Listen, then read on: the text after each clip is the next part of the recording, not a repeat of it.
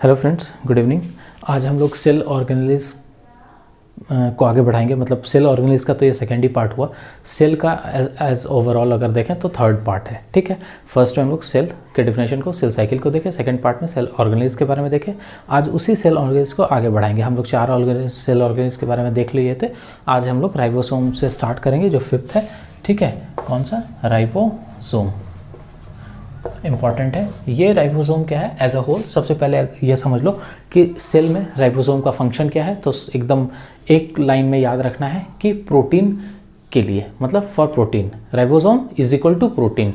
करता क्या है? मतलब प्रोटीन को सिंथेसिस करता है हमारे सेल में। तो राइबोसोम क्या करता है? प्रोटीन सिंथेसिस करता है। ये किस तरह का होता है? इस तरह का, ठीक है। इसको क्या बोलते हैं? बाइसेक्ट। बाई मतलब दो, इसलिए इसको बोलते हैं बाइसेक्ट सेल ऑर्गेनेलिस। अगर आप को पूछा जाएगा कि राइबोसोम क्या है तो क्या बोलेंगे? बाइसेक्ट सेल ऑर्गेनेलिस है, ठीक है। इसका ऊपर वाला पार्ट जो है इसको आरआरएनए बोलते हैं, ठीक। ये क्या करता है? Protein synthesis. ये काम है किसका? आरआरएनए का। अपर पार्ट जो है राइबोसोम का, वो क्या करता है? प्रोटीन को सिंथेसिस करता है। और लोअर पार्ट जो है इसका, ये इसी सिंथेसाइज्ड प्रोटीन को क्या करता है? स्टोर करता है, ठीक है। ये प्रोटीन को बनाता है और ये प्रोटीन को, बने हुए प्रोटीन को क्या करता है? स्टोर करता है, ठीक। ये राइबोसोम जो है हमारे सेल में 2 प्लेसेस पे सिचुएटेड होता है। मतलब हमारे सेल में 2 जगह ये रहता है। कौन सा चीज़? राइबोसोम। कहाँ कहाँ? एक साइटोप्लाज्म में, एक साइटोप्लाज्म में, दूसरा क्या है हमारा? उसको क्या बोलते हैं? रेटिकुलम। अरे कौन सा रेटिकुलम? इंडोप्लाज्मिक। हाँ, इंडोप्लाज्मिक, सॉरी, इंडोप्लाज्मिक रेटिकुलम। 2 जगह पाया जाता है, सॉरी। एक कहाँ कहाँ? एक साइटोप्लाज्म में और एक इंडोप्लाज्मिक रेटिकुलम। दोनों पर होता है जगह, क्या होता है? राइबोसोम, ठीक है।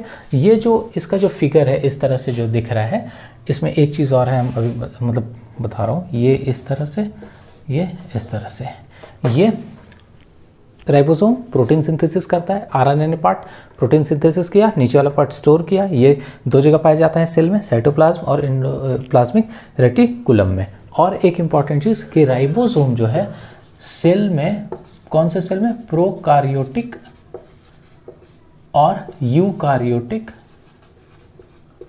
दोनों टाइप के सेल में पाया जाता है। इसको हम लोग आगे पढ़ेंगे। प्रोकार्योटिक क्या होता है, यूकार्योटिक, इसमें डेवलप्ड सेल नहीं होता, न्यूक्लियस नहीं होता है, इसमें डेवलप्ड न्यूक्लियस होता है, ठीक है। जो भी है, तो दोनों टाइप का जो सेल है, प्रोकार्योटिक यूकार्योटिक, दोनों में पाया जाता है। कौन? राइबोसोम। ये बहुत इंपॉर्टेंट है क्योंकि बहुत सारा सेल ऑर्गेनेलिस ऐसा नहीं है कि दोनों में पाया जाता है। जैसे न्यूक्लियस अनडेवलप्ड होता है, इसमें नहीं भी पाया जाता है प्रोकार्योटिक में, और यूकार्योटिक में होता है। तो ये पूछा जाएगा अगर कि प्रोकार्योटिक यूकार्योटिक कौन सा ऐसा सेल ऑर्गेनेलिस है जो प्रोकार्योटिक में भी होगा, यूकार्योटिक में भी पाया जाएगा, तो the answer will be ribosome. तो ये है प्रो, ये है यू। ये प्रोकार्योटिक सेल में जो राइबोसोम है ये है, मान लो। और यूकार्योटिक सेल में जो राइबोसोम है वो क्या है? ये। इसका डायमेंशन जो होता है ना, ये होता है 70s, ये होता है 80s। ये मेजर किया गया है, देखा गया है कि इसका डायमेंशन क्या होता है? 70s, ये 80s। बस ऐसे ही आपको याद रखना है कि प्रोकार्योटिक सेल में जो राइबोसोम होता है उसका डायमेंशन क्या होता है? तो 70s और 80s। और बोलेगा कि इसका जो डायमेंशन है वो कैसे मेजर करते हैं? तो किसमें? एस में। What is S? ये क्या है? सिडबर्ग कांस्टेंट।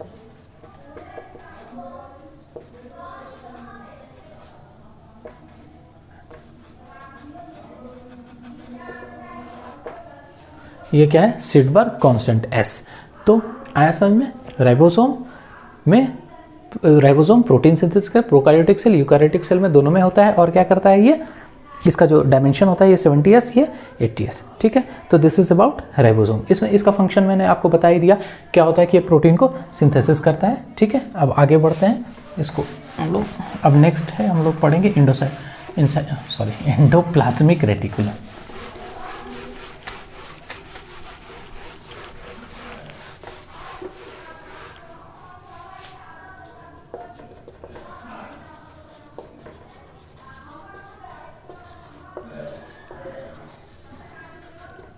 क्या है, एंडोप्लाज्मिक रेटिकुलम। ये कैसा दिखने में होता है, थ्रेड लाइक स्ट्रक्चर होता है इस तरह से, ऐसे करके।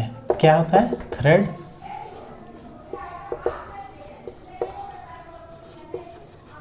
थ्रेड लाइक स्ट्रक्चर, ठीक है। ये जो एंडोप्लाज्मिक रेटिकुलम होता है ये ऐसे करके रहता है, इसमें नीचे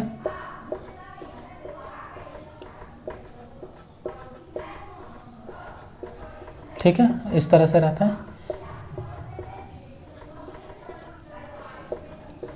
इसका जो नीचे वाला पार्ट है ये इस तरह से, ये क्या है, मैंने अभी बताया कि राइबोसोम कहाँ पर रहता है, साइटोप्लाज्म और एंडोप्लाज्मिक रेटिकुलम दोनों पे।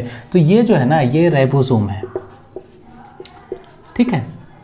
ये क्या है, राइबोसोम। एंडोप्लाज्मिक रेटिकुलम में अपर वाला, जो ऊपर वाला एक साइड का जो पार्ट रहता है वो स्मूथ सरफेस रहता है, दूसरा क्या रहता है, मतलब इसको क्या बोलते हैं, रफ सरफेस। जो रफ सरफेस होता है that is due to the presence of ribosome on endoplasmic reticulum, और ये जो स्मूथ सरफेस है ये that is due to the presence of lipid और इसको फैट, ठीक है। तो एंडोप्लाज्मिक रेटिकुलम क्या है, ये थ्रेड लाइक स्ट्रक्चर होता है, इसमें क्या है, लिपिड या फैट होता है एक साइड में, थ्रेड, ठीक है, स्मूथ सरफेस पर, और ये जो रफ सरफेस है इसमें क्या होता है, राइबोसोम। इसका जो फंक्शन है वो क्या है, फंक्शन ये फैट को स्टोर करता है। ये क्या करता है, फैट को स्टोर करता है। दूसरा क्या, राइबोसोम उस पर है, इसलिए हम लोग ये कह सकते हैं कि ये क्या करता है, बेस प्रोवाइड करता है।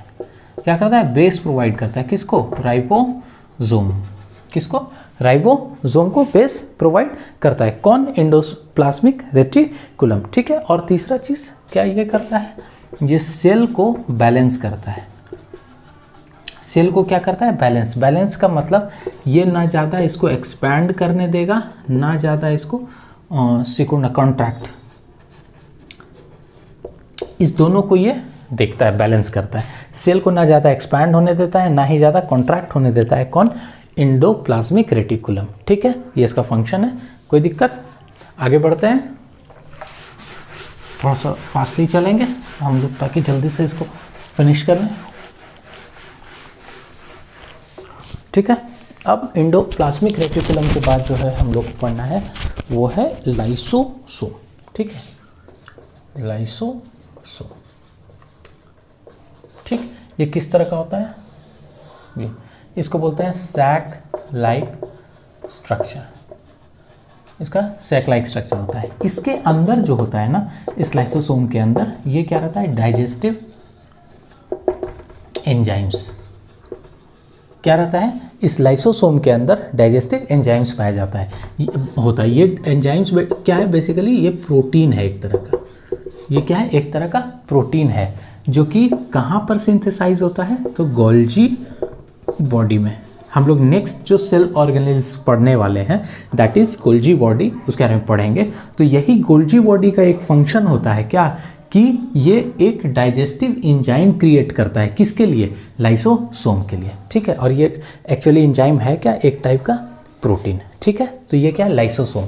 लाइसोसोम में ये डाइजेस्टिव एंजाइम है, मतलब ये क्या करता है, सेल का डाइजेस्टिव एंजाइम है। मतलब सेल में जो न्यूट्रिएंट्स आते हैं, जो न्यूट्रिएंट्स हैं, न्यूट्रिएंट्स को ये क्या करता है, डाइजेस्ट करता है।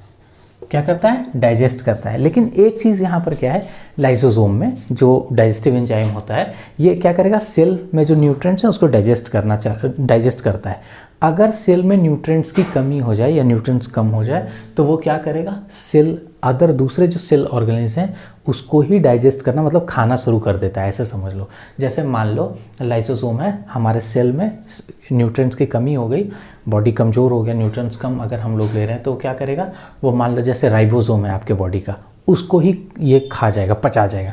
तो क्या अगर राइबोसोम जैसे ही ये खा गया, प्रोटीन सिंथेसिस बंद हो जाएगा। प्रोटीन सिंथेसिस बंद हो जाएगा, सेल का ग्रोथ, मतलब बॉडी का ग्रोथ होना बंद हो जाएगा। तो ये हमारे लिए क्या बहुत प्रॉब्लमेटिक है, डिजीज़ है। तो इसलिए हम लोग कहते हैं इसको, लाइसोसोम को क्या बोला जाता है, इसलिए suicidal bag of cell. Cell का सुसाइडल बैग मतलब आत्महत्या जिसको बोलते हैं ना, ये आत्महत्या मतलब सेल के अंदर है और सेल को खाना चालू कर देता है, तो ये क्या करता है, आत्महत्या करता है। इसलिए इसको क्या बोलते हैं, सुसाइडल बैग ऑफ सेल, ठीक है, आया समझ में। इसको क्या बोलते हैं, लाइसोसोम। ठीक है, अब नेक्स्ट है हम लोग अभी जो मैंने बताया गोल्जी बॉडी, वो पढ़ेंगे। और कितना था, 4 5 6 7, ये तो 8 होगा ना, हाँ 8 गोल्जी बॉडी। ठीक है, ये क्या है गोल्जी बॉडी, दिखता कैसा है, इस तरह का, ये न्यूक्लियस है ऐसे करके रहता है। ठीक है, ये क्या है, flat and like structure. Flat and मतलब फ्लैट है, जैसे ये इस तरह का, ये जो सरफेस है ये क्या है, फ्लैट सरफेस है। तो फ्लैट टाइप का इसका स्ट्रक्चर रहता है, जो कि एक साइड न्यूक्लियस से कनेक्टेड होता है और दूसरे साइड दूसरे सेल ऑर्गेनेल्स से। इसका वन साइड कनेक्टेड होता है न्यूक्लियस से और other side other cell organelles से कनेक्टेड होता है। क्या, गोल्जी बॉडी। ठीक है, इसका फंक्शन क्या है, ये इंपॉर्टेंट है। इसका फंक्शन क्या है, सबसे पहला अभी मैंने बताया कि लाइसोसोम में जो डाइजेस्टिव एंजाइम होता है, वो digestive enzyme is a type of protein, वो कहाँ पर बनता है, गोल्जी बॉडी में। ठीक है, ये क्या करता है, सिंथेसाइज करता है सबसे पहला चीज़ किसको, कार्बोहाइड्रेट और फैट लिपिड को। पहला फंक्शन इसका क्या है, ये सिंथेसाइज करता है किसको, कार्बोहाइड्रेट और लिपिड को। ठीक, और दूसरा चीज़ क्या है, डाइजेस्टिव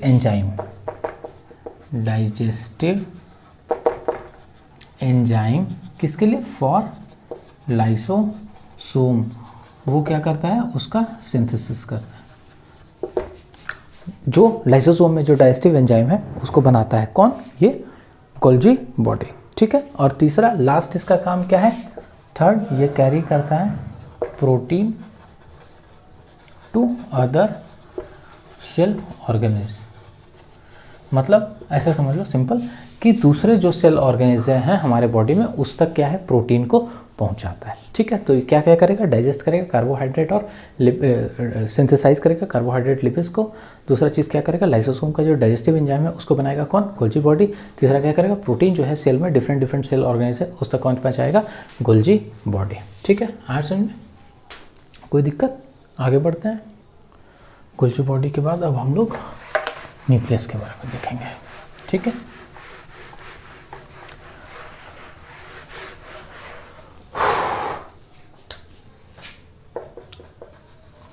न्यूक्लियस, ये सेल है, इसके बीच का सबसे इम्पॉर्टेंट चीज़ वो क्या है, न्यूक्लियस। इसलिए इसको क्या बोलते हैं, न्यूक्लियस को क्या बोलते हैं, ब्रेन ऑफ सेल, सेल का दिमाग, किसको, न्यूक्लियस को। ठीक है, इस न्यूक्लियस में जो है, इधर लिखता हूँ,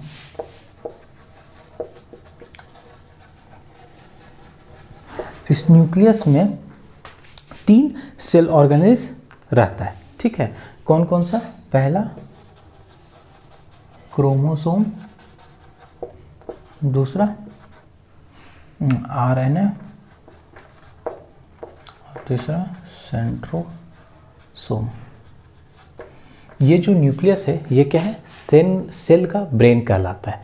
ठीक है, इस न्यूक्लियस में 3 चीज़ पाया जाता है, 3 सेल ऑर्गेनेल्स रहता है, कौन कौन सा, क्रोमोसोम, आरएनए और सेंट्रोसोम। ठीक है, एक एक करके इसको देखेंगे, क्रोमोसोम, आरएनए, सेंट्रोसोम। अब मैं एक क्वेश्चन पूछता हूँ कि हमारे बॉडी में बताओ कौन सा सेल ऑर्गेनेल्स है, दो जगह रहता है, तो आंसर क्या होगा, राइबोसोम। कहाँ कहाँ, इंडोप्लाज्मिक रेटिकुलम और एक जगह कहाँ पर पड़ा, साइटोप्लाज्म में।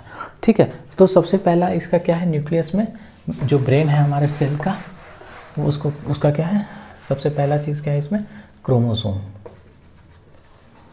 क्रोमोसोम जो है ना, इसी पर रहता है क्या, DNA, situated on it. DNA जो हमारे बॉडी में, हमारे सेल में जो पाया जाता है, वो डीएनए कहाँ पर रहता है, इस क्रोमोसोम पे। ठीक है, ये करता क्या है, आप लोग को पता ही होगा, डीएनए क्या है, जेनेटिक कैरेक्टर के लिए, तो ये क्या करता है, जेनेटिक कैरेक्टर को ट्रांसफ़र करता है। जब डॉक्टर मतलब पेरेंट्स से नया सेल बनता है, मतलब समझो बच्चे बनते हैं, तो उन पे जेनेटिक कैरेक्टर ट्रांसफ़र होता है ना, तो वो कहाँ होता है, किसके कारण होता है, इसी क्रोमोसोम पे जो डीएनए है इसके कारण होता है। हमारे बॉडी में टोटल 23 पेयर ऑफ क्रोमोसोम रहते हैं। हमारे बॉडी में कितने क्रोमोसोम रहते हैं, 23 पेयर, या इसको बोलते हैं 46 क्रोमोसोम्स रहता है ह्यूमन बॉडी में। ठीक है, हमारे बॉडी में कितना रहता है, 46 क्रोमोसोम रहते हैं। इसमें क्या है, 23 पेयर में 22 और एक रहता है इधर। इस 22 को कौन सा बोलते हैं, सोमैटिक क्रोमोसोम। कैसा, सोमैटिक क्रोमोसोम। और ये क्या बोलता है, गैमेटिक क्रोमोसोम। 22 पेयर जो है हमारे क्रोमोसोम में, जो हमारे बॉडी में पाया जाता है, उसको कौन सा क्रोमोसोम बोलते हैं, सोमैटिक क्रोमोसोम।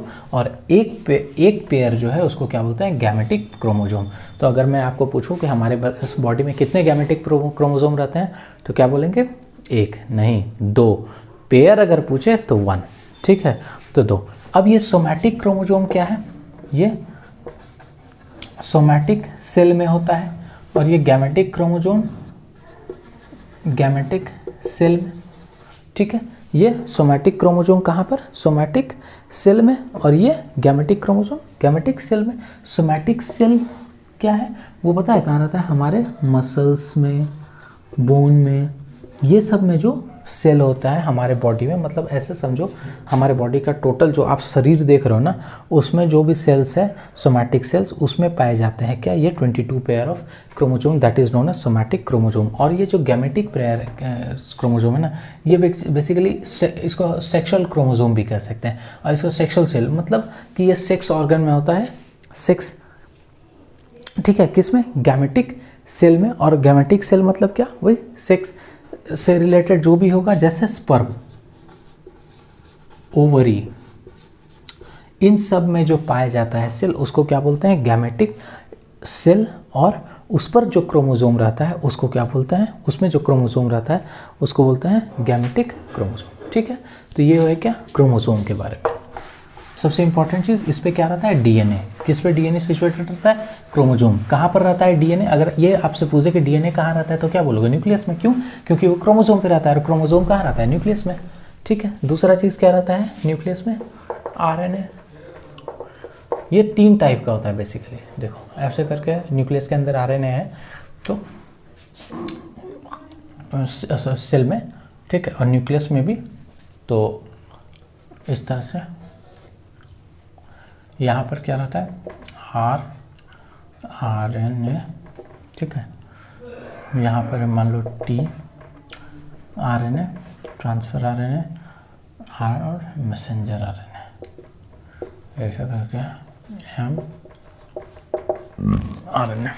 ठीक है, ये कहाँ है आरएनए, ये 1 2 3 मैंने आपको दिखाया कि आरएनए कहाँ कहाँ, यहाँ। सबसे पहला चीज़ कि आरएनए न्यूक्लियस में क्या होता है, आरएनए होता है, और आरएनए सिर्फ वहाँ पे नहीं, और 2 जगह पाया जाता है।